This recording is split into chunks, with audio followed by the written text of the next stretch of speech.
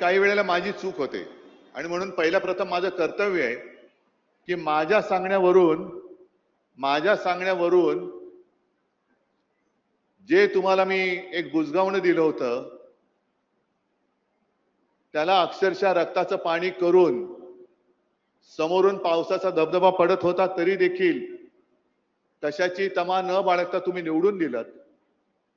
त्याच्याबद्दल मी तुमच्या सगळ्यांची तर माफी मागतोच, पण तमाम या यवतमाळ आणि वाशिम लोकसभा मतदारसंघातील मतदारांची माफी मागतो की तुम्ही केवळ आणि केवळ शिवसेना प्रमुखांचा चेहरा आणि माझा शब्द या भरोश्यावरती या गद्दाराला निवडून दिला होता.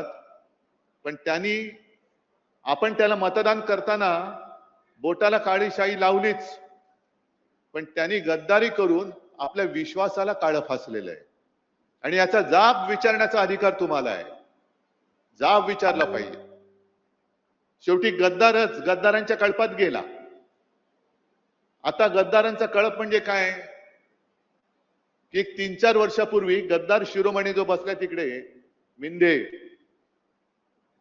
त्यांनी 40 आमदार फोडले आणि या विदर्भामध्ये जेव्हा बैल पोळा होता तेव्हा त्या बैलांवरती लिहिलं होतं 50 ओके एकदम ओके.